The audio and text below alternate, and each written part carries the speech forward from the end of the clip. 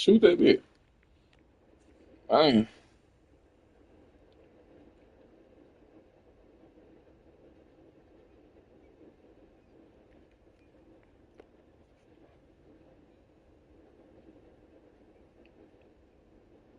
This 7'1" playmaker.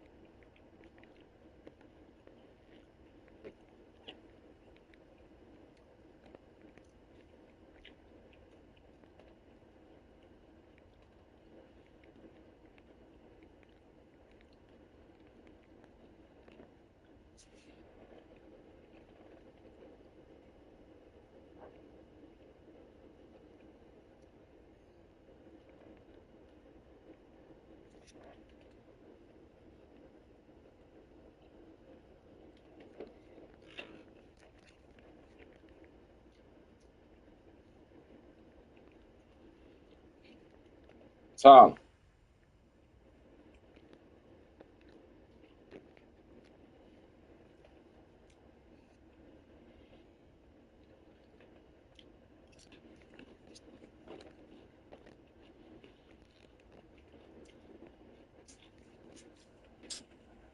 You got to walk.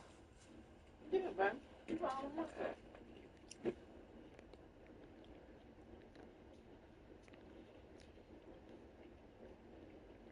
I went to sleep over and I was watching last night.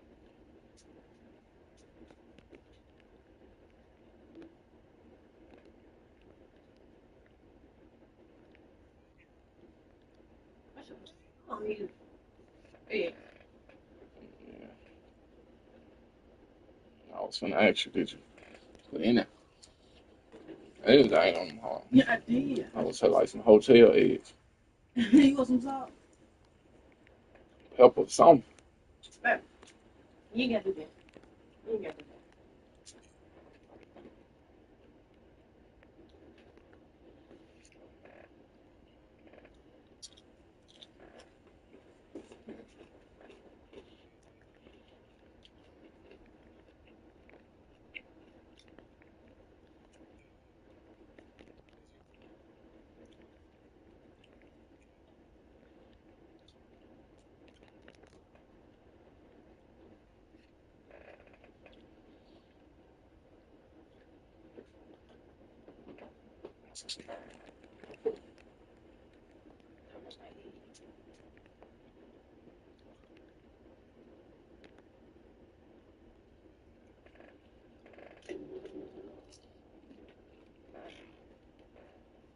that. I got some. I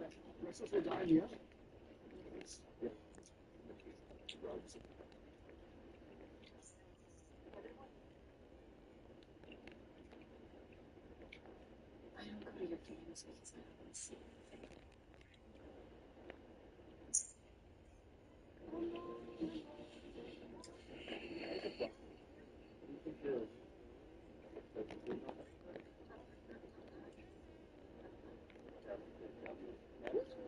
Oh yeah. Uh,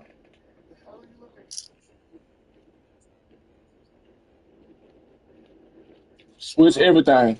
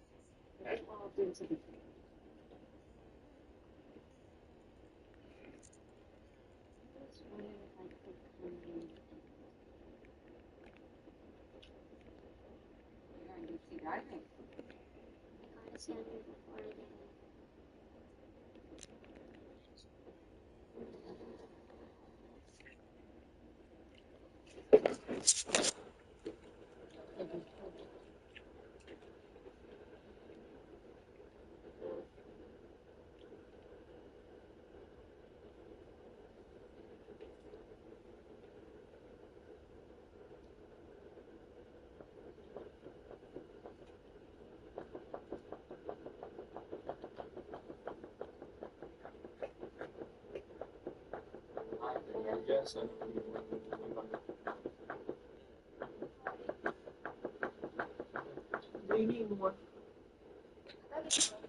You need more? Why? Those little things up in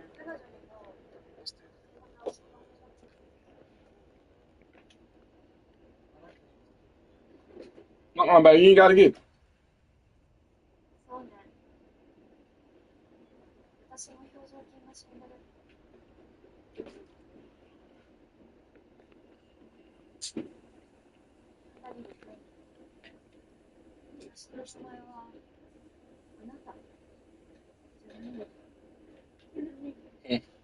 That's what you said. How do you even function?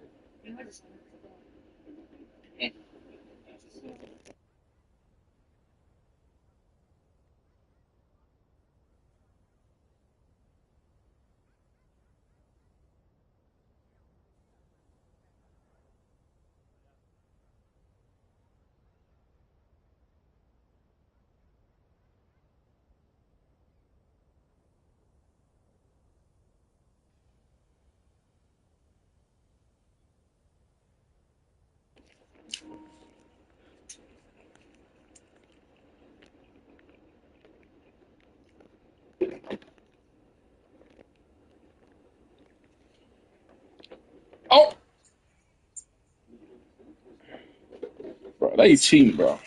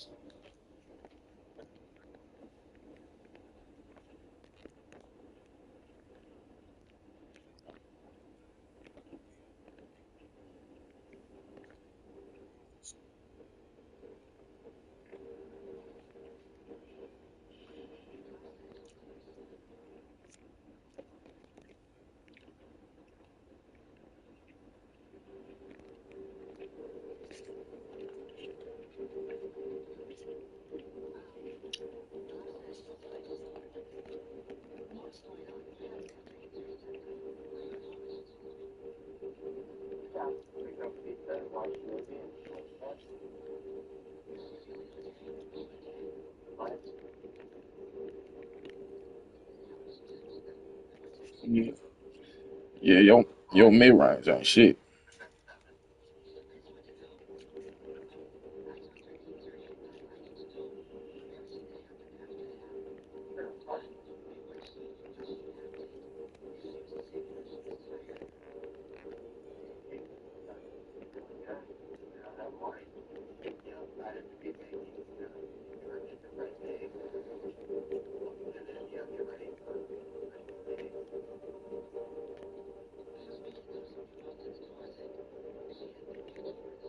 Go back, yo.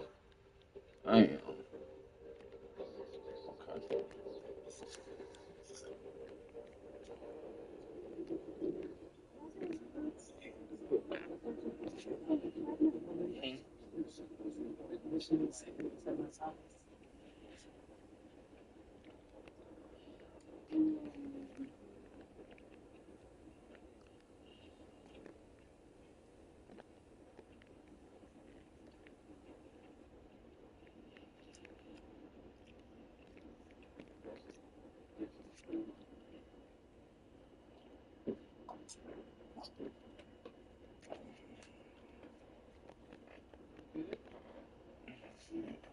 They be asking you that.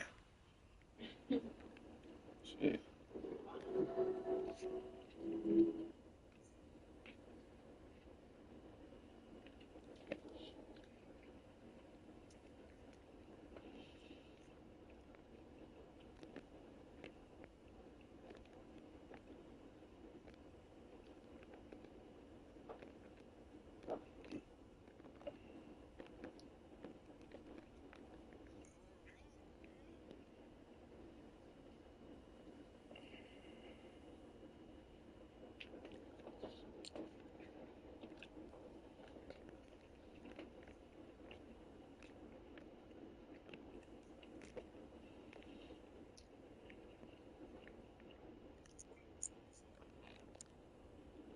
Come on. What you talking about? I put that motherfucker in there.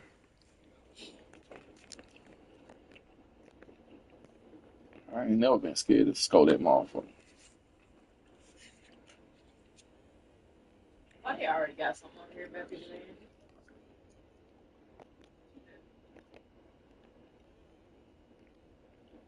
But name? man, child, that was not my fault. Was all I want you gone? Nah, it's just Come back, come back. hmm. Mm-hmm.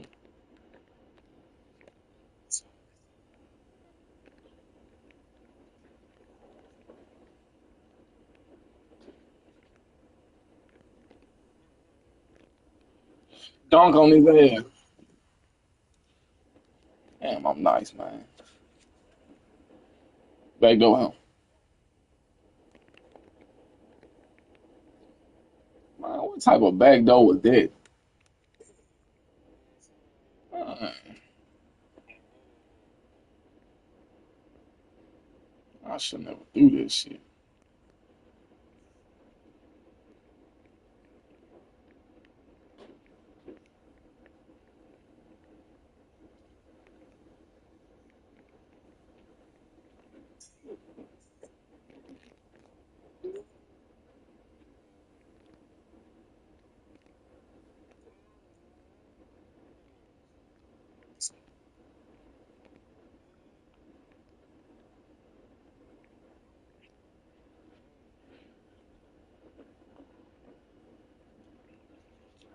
Take over and shit.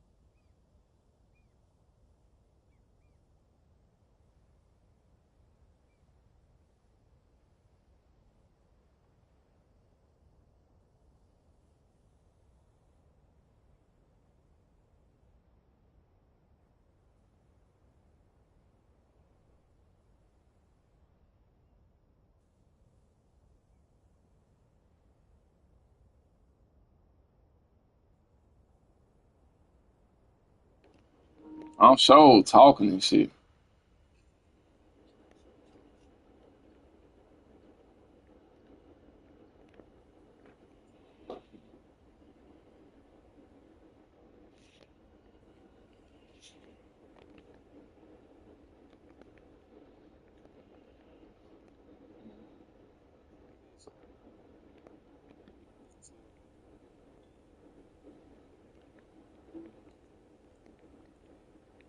I'm back.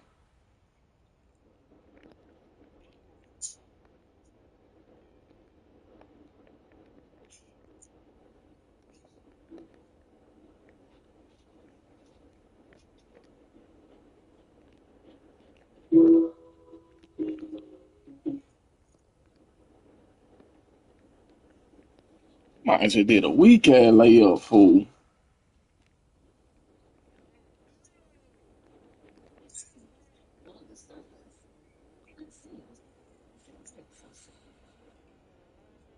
Yeah, this on live. We going live, baby. We live, baby. You got it to where my live can hear you?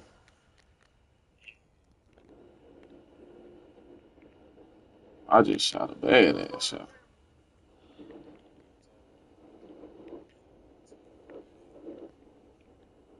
You said who?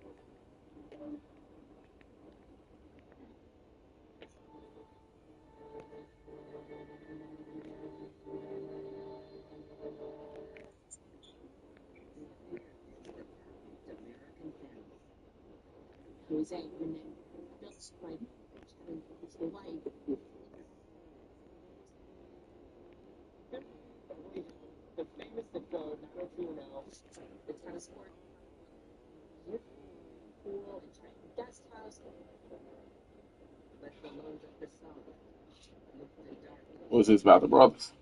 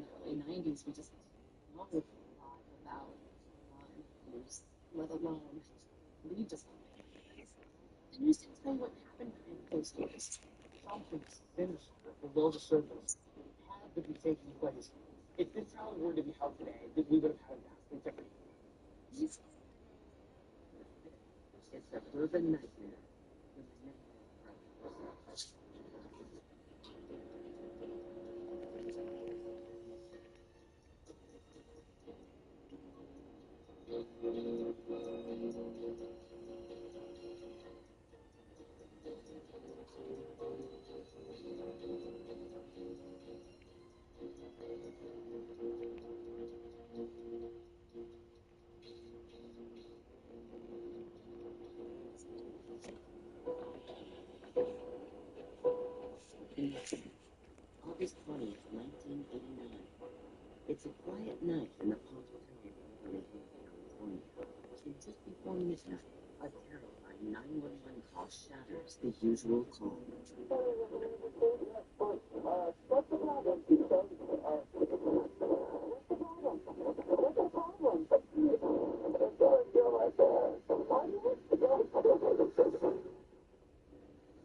The distraught caller is 21-year-old Ryan Menendez. In the background, his 18-year-old brother Eric can be heard screaming.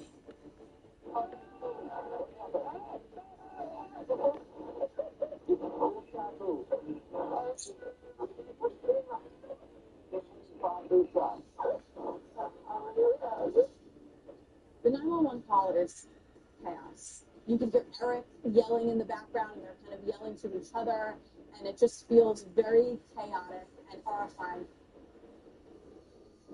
Within minutes, the first patrol cars arrive at the $4 million Salvation home.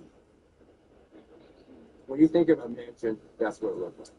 Marble and granite, all sorts of stuff. All of it. There was a Rolls Royce, Alfa Romeo, and a Mercedes that parked in the driveway. The police show up. Eric and Lyle are just an absolute mess, just in shock. The officers cautiously enter the house and discover a horrific sight. It looked to me like they were sitting there watching a movie, and whoever came in just shot him.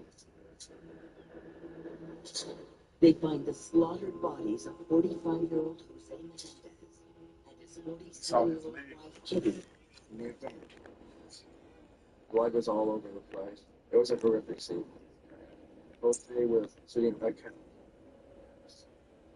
He had an obvious gunshot wound in the back of his head, gunshot wounds to both his arms. Oh, yeah, it's too.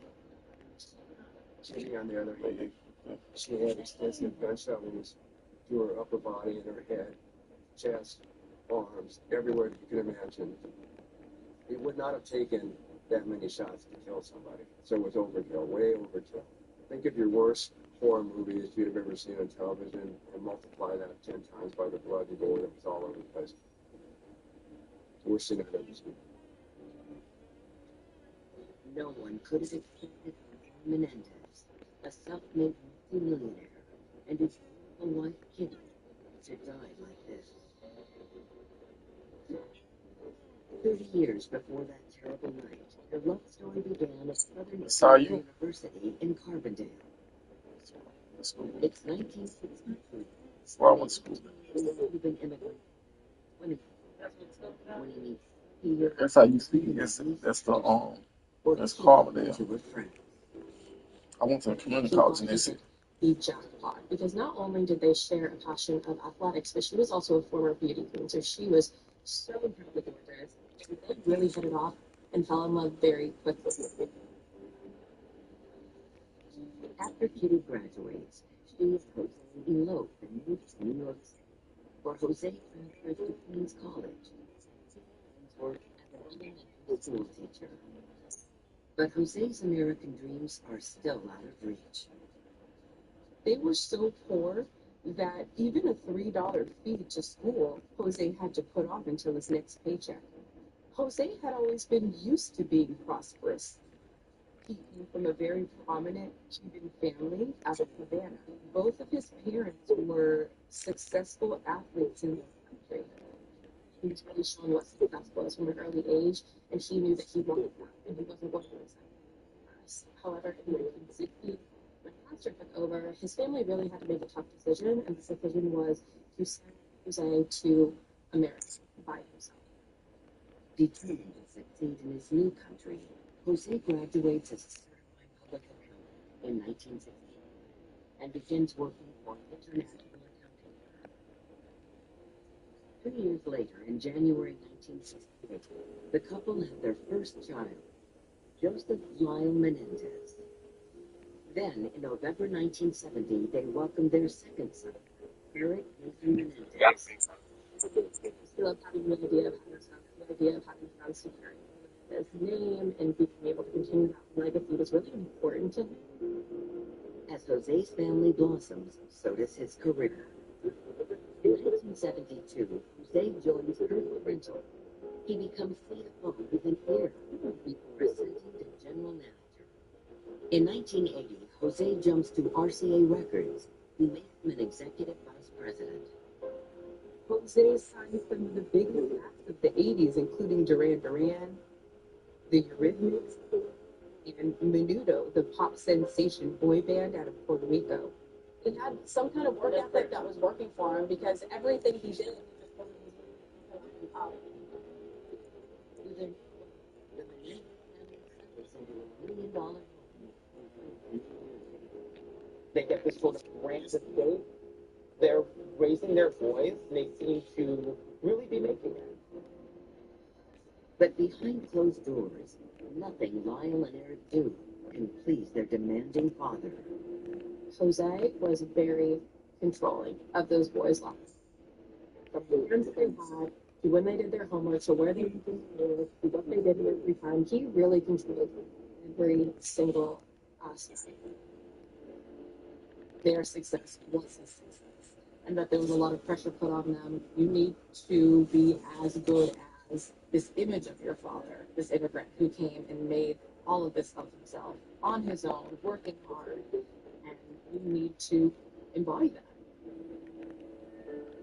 When the boys become teens, Jose enrolls them in the elite Princeton Day School and pushes them to excel in his favorite arena, sports.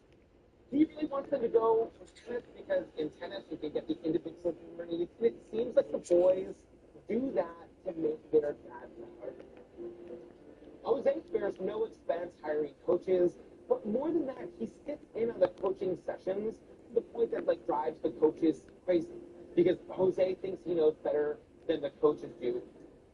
The boys would practice for 5 to 8 hours a day after school on tennis just so that he could appease their father. It doesn't sound like they had a ton of time to necessarily be kids. It had to have been in some ways a very stressful childhood for them.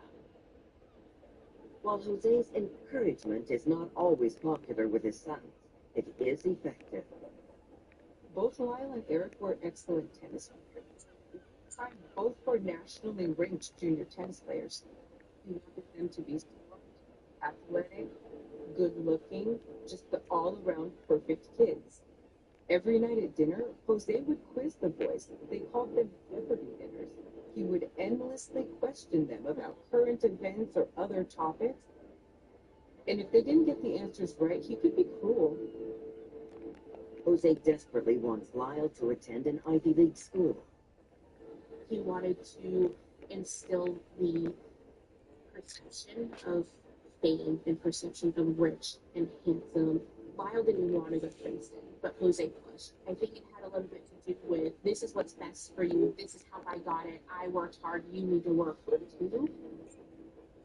Then rejects Lyle's application. There was massive disappointment, which we would expect. I imagine it was some very difficult times. Jose's disappointment is soon tempered when he's offered a new business opportunity. A job with Carolco Pictures, the producers of Sylvester Stallone's Rambo movies. There's only one problem. Carolco was based out of Los Angeles, California, and Jose knew in his mind that that was a very big ask to get his entire family to up and move across the country. Particularly for his wife, Kitty. She loved New Jersey because she lived in her friends there. She loved her family there. She loved her home safety. Jose rarely took no as an answer, and he was very stern. He made sure that he got what he wanted. He was the patriarch. It was, you listen to me, I am the person. I bring in the money, I make the rules, you don't disobey them. To help some of you.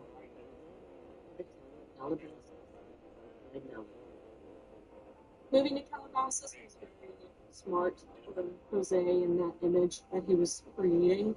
It's definitely a more rich and ritzy place to be if you're making that kind of money. Celebrities tend to flock towards Calabasas due to it being secluded, beautiful. The Menendez family quickly climbed in their numbers Sounds not rich. extensively expanded in their new home. Eric enrolls in Calabasas High School, where he's peers with actor Rick Schroeder and excels on the tennis team. And Jose takes over Career Code's fledgling home video division, Entertainment, company out of the red and doubling their profits. They really were building that perfect family image. Jose had a business. The man was doing well. After being rejected by Princeton, he reapplies and is accepted with a catch. Lyle wasn't able to get into Princeton on his academics alone. Jose donated funds for the school, and Lyle was able to attend. Jose was thrilled. It was like one of the key things of his life. He got to say that his son was going to an Ivy League school. It was amazing. But Jose's joy is short-lived. Like balling. In his first year at Princeton, Lyle is suspended for plagiarizing a psychology paper. In Jose's mind, Lyle getting kicked out for cheating is the worst thing you could do. Remember, Jose has this idea of image and wanting everyone to think he has this perfect little family and to have his son go to an Ivy League school for 10 years. He tells his son he needs to work and gets him a job with his company, Live Entertainment. But Lyle, he's not sitting in the office on beautiful sunny days. He's going to play tennis with his brother, sort of showing up when he wants to. And ultimately, he ends up getting fired from that job. Can you imagine you're Jose Menendez, you're the head of this company, you get your kid a job, he shows up and he's the exact opposite of you? That must have been humiliating. While Lyle fails to find his footing, Jose Menendez is president and chief executive officer of Live Entertainment, joining us here in Los Angeles. Jose's meteoric ascent within Live Entertainment continues, and so do his aspirations. You must have projections for down the road what you're expecting to make at some point. We think 1989 will be a tremendous year. In the fall of 1988, the patriarch moves his family from Calabasas to a $4 million Mediterranean-style mansion, the equivalent of nearly $10 million today, in one of the most elite neighborhoods in America. They're now living in Beverly Hills, the famous zip code 90210. It's perfect for the boys, these good-looking, young, star athletes. It's great for Jose and Kitty. It really shows how successful they are. I met Eric in high school and grew up there, but then he came in senior year. We just started chatting, and then it turned out that he's on the tennis team, and I was going to be on the tennis team. We then kind of hit it off, and I became friends with him, and I was hanging out with Lyle as well. We were good friends, all three of us. It was a very ambitious family, which was not so unusual in Beverly Hills. The house they lived in was beautiful. It was large. I remember specifically it was a 9,000 square foot home. The backyard had a very nice tennis court. There was a lovely swimming pool, and then next to the tennis court was a nice 2-story guest house. It was always just nice being around the house and the family. Kitty was always very kind to us, looking to feed us, taking us around, giving us rides. She was just always a warm, friendly individual. Jose was a very successful Hollywood executive. It seemed like they were one big, happy family. But in less than a year, the Menendez family's Beverly Hills dream will turn into a suburban nightmare. When my friend struggled to start a family, IVF was her beacon of hope. It's so wrong that states like Alabama have interfered with that option for women. Everyone deserves to make their own choices about their bodies and futures.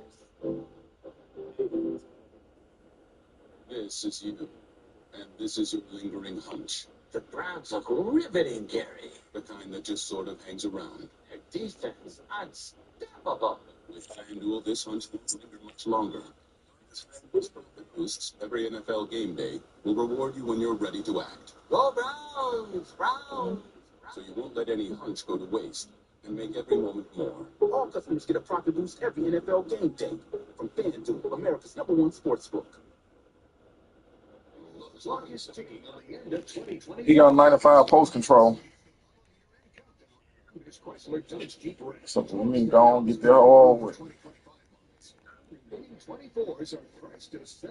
Grand Holidays. It's the new 2024 Ram 1500. 10, not 15. 20% off MSRP. Grand model year in savings before Dog bone is there. Visit Landers Dodge. Oh, bad. If it doesn't look like Landers, you paid too much. Homes.com is a new elevated shopping experience with beautiful design, tremendously rich content, and my favorite, Yes, sir. the only site that always enjoys the Lovely. What about the end? Uh-oh. Look what I did. It's ringing.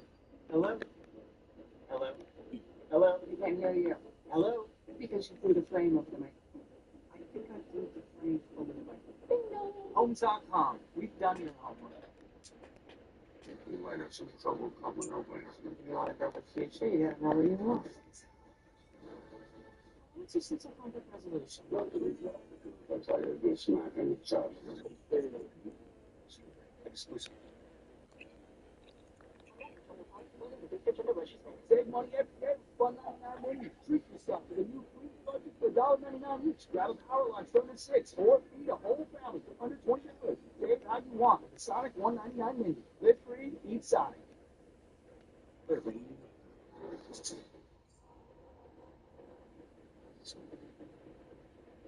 It's a very uneasy feeling living in a neighborhood where something like this has happened so close to home. The murders of Jose and Kitty Menendez were one of the most brutal murders that the Beverly Hills Police Department have ever seen. This was something that didn't happen in perfect, prestigious Beverly Hills, California. I think people thought, there's no way that something so scary and so horrible and so wrong can be happening inside this gorgeous house. It's like on the same road where, the houses of the stars, those tours, where people would drive by and just think like, oh wow, look at that, having no idea what was happening inside. It's basically a bedroom community, really. Everything shuts down normally in Beverly Hills at 9, 10 o'clock at night. Normally we would average about 1 or 2 homicides a year. Most of our shootings were various kind of robberies.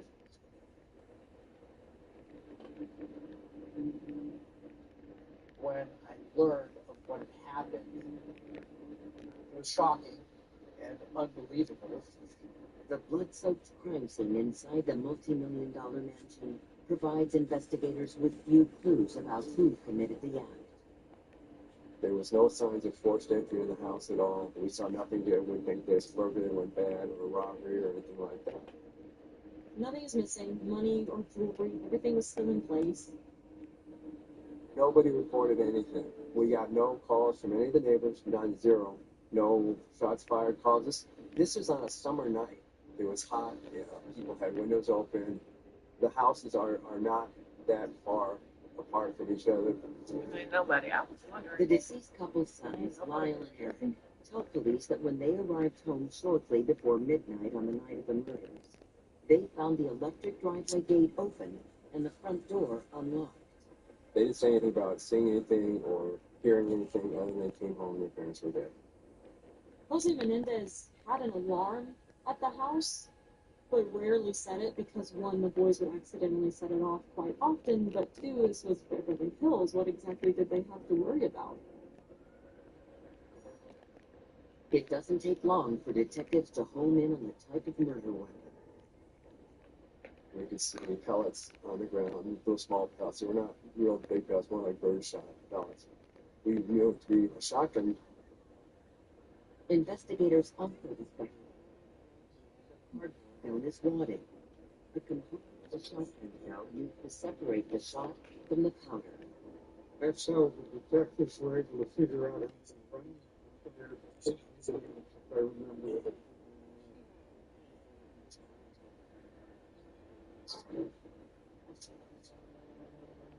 But surprisingly, detectives find no shell casings, which are ejected with each shot at the scene. Whoever had fired the shotgun, every one of the shell casings, and it took them with them. We thought that was unusual, particularly the fact that you just get somebody who wanted to get in there fast, do what you want to do, and then you leave.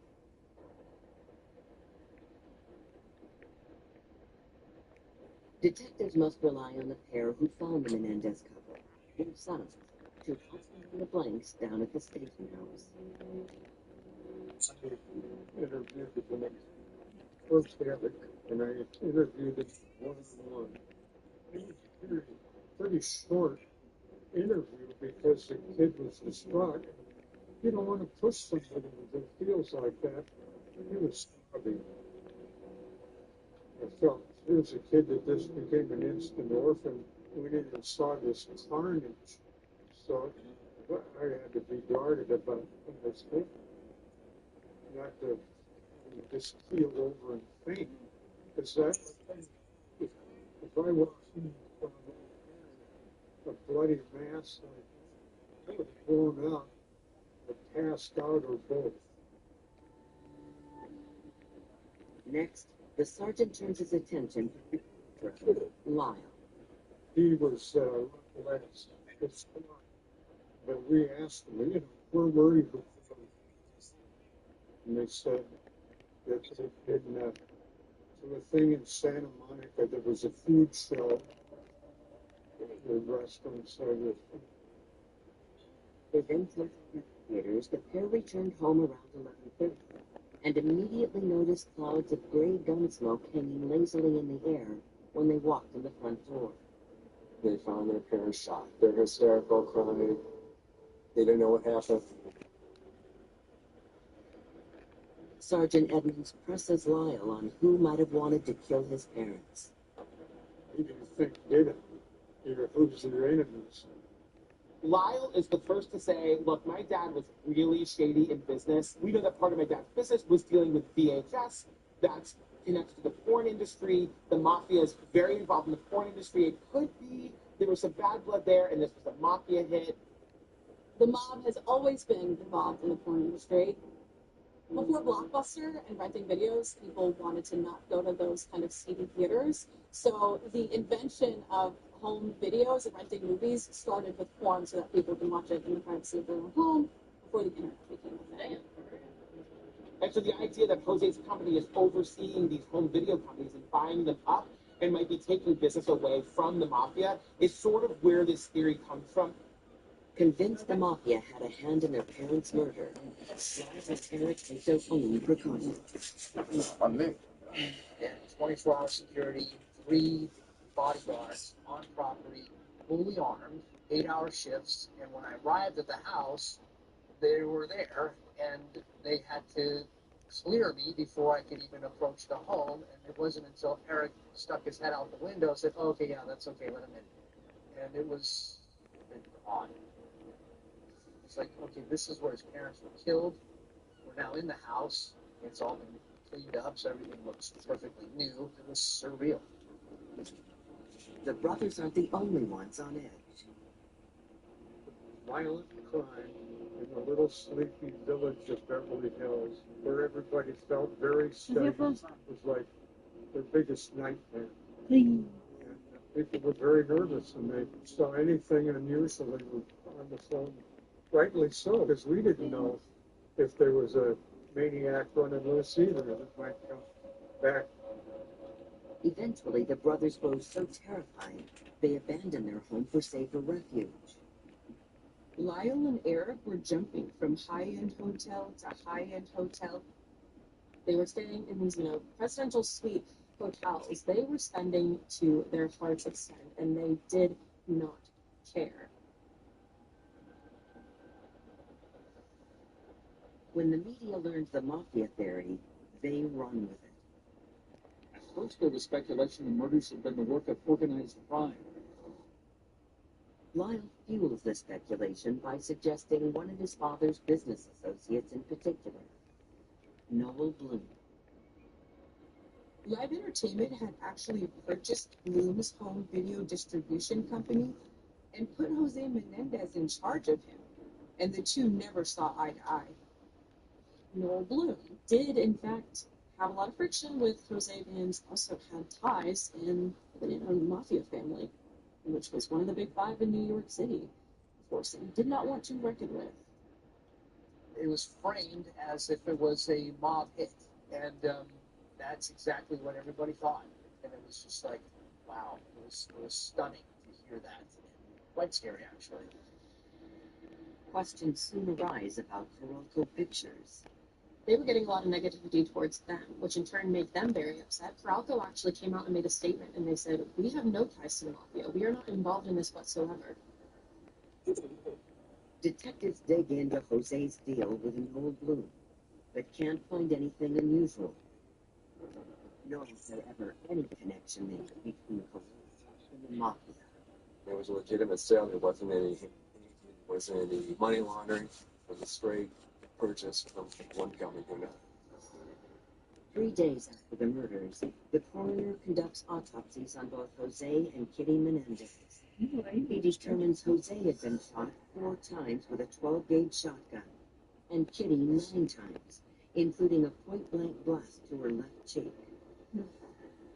Both parents had experienced something called overkill, which is you're not shooting in self-defense, and you're shooting to kill, and you're letting out rage and anger and aggression that is pent up. Both of them had been shot way more than it would have taken to kill them. The graphic crime scene only underscores detectives believe the mob was not involved. They don't normally take out the wife. They might do a shotgun, but it's not something that they're going to keep doing and doing and doing. It's they walk up and do a kill and walk away from it. They don't sit there and blast people for 15 times. But detectives do know a group that does like their kills messy. He said, look at the Colombians, because they would do something like that. He said if it was a coke deal, actually could happen. At that time in LA, cocaine was the drug of choice, and the Colombian cartels in South America were big providers of this stuff in LA, and they were very brutal. But the detectives can't find any evidence that either Jose or his sons are involved in drugs. Like the mafia, the Colombians proved to be another dead end, leaving investigators to wonder who would leave such a horrific crime scene behind, and could they strike again? Police investigating the brutal murders of Jose and Kitty Menendez inside their own Beverly Hills mansion now turn their attention to Jose's employer, Carolco Pictures, and their subsidiary, Live Entertainment. What a big company does is they insure the most important person. So if something happens to them, they get money that they haven't insured for. This is just basically covering the company's assets. When Jose Menendez got the job at Light Entertainment, there was a $15 million key-man policy, which means that the company would be reimbursed $15 million upon his death. And then he also got a personal policy for $5 million. But when Eric meets with Live Entertainment officials 2 days after the murders to collect the $5 million from Jose's personal policy, he receives some shocking news. The $5 million is never paid out to the family because Jose didn't do the physical for that one. Jose, he had the physical scheduled the Tuesday after he was murdered. So it does not affect when he died. The family didn't really realize this or know of it, so when they got nothing, they were very and understandably confused. So when Jose dies, the $15 million insurance claim goes to the company. It really rubbed the family the wrong way. A lot of Jose's family members thought it was very possible that Carolco had something to do with it because they had one of their best quarters to date once that $15 million payout came through. But Carolco denies any involvement in Jose's death. And investigators find nothing else tying the company to the murders. And while the brothers don't collect a payout from Live Entertainment, they do receive $500,000 from a separate personal life insurance policy their father held. 6 months pass and the case still haunts the community.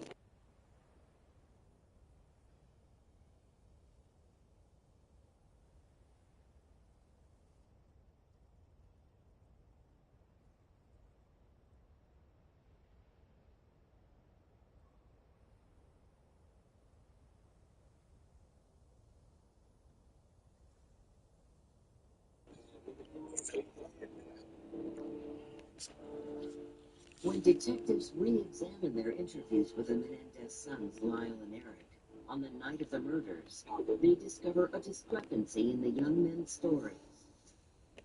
They had said they smelled gun smoke in the house. the officer said there was no smoke in the room. And then the response time from the time the call came in till they arrived, and then if the kids had smelled it, the cops would have smelled it. And that right then I started thinking something's not right there. At the time of the interview, Sergeant Edmonds chalked it up as just a faulty recollection. You know, the mistake on their part. Maybe they thought they smelled it, you know. All right, sand runs out of the basement and the furnace has been exercised. Another progressive Colorado bundle will be protected from the other side. Beetlejuice balls quite a ruckus, huh? Okay, we'll take them. Beetlejuice? Saying his name 3 times is how you summon him. Right. What if I say other words in between? Does that restart it?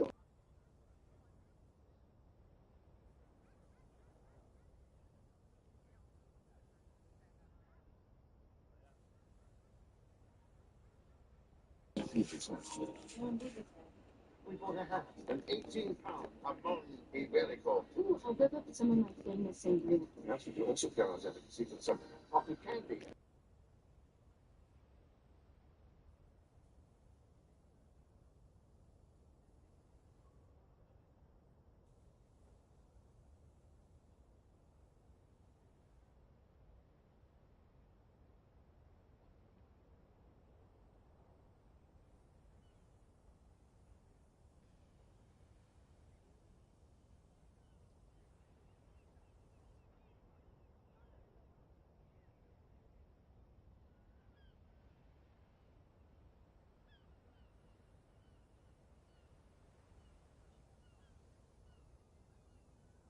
More married at home and holiday suits. That's work right there, At Todd. home. Shop trees as far as the eye can see. Holiday. Millions of ornaments and festive decor for days. At home. Decor for all? Oh, for less. Yeah, see, that doesn't look good. I know what to do. Go to cashmateusa.com. I can apply in minutes, and if approved, I can have the money as soon as the same business day. Go to cashmateusa.com to apply for the money you need. My husband and I have worked our whole life, and now we get to enjoy the benefits of retirement. But I worry for the future, for our daughter and her husband and our grandchildren. That nigga With 50. Republicans aiming to cut Social Security and raise the retirement age, it's troubling to think what they could face when they've earned a good retirement. Democrats are the ones protecting and enhancing these benefits, ensuring that our daughters, son-in-law, and grandchildren will get the secure retirement they deserve. Mistake on their part. Maybe they thought they smelled it, who knows. To be certain, detectives decide to re-interview the brothers, but they have full arrangement. Every time we wanted to talk to them, they were not available. We'd call and make an appointment. They were out of town. They were in New York, or they were in Princeton. So we'd fly out there, and they weren't there, and they were in LA. So we never really got to sit down and talk to them. Detectives not only find Lyle and Eric elusive, they also find the brothers possess a remarkable lack of curiosity about the investigation itself. For a grieving set of boys whose family was totally decimated, they never called to ask what was going on. They never called if we had any clues. Usually when somebody is murdered, the family member wants to know what you guys are doing. And they never really made any inquiry about that at all. The boys' odd behavior piques the cops' interest. We started to think that they were pretty good suspects. I figured that Eric was going to be the weak link in this, because Eric is the only one that showed any emotion, really, about the death. The detectives turn You said what? on the brothers will change the very trajectory of the case. The money that they were spending was just astronomical.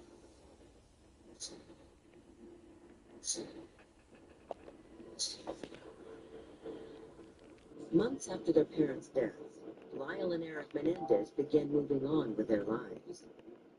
Eric did not want to stay in the house. I knew he didn't feel comfortable in the house. I could tell.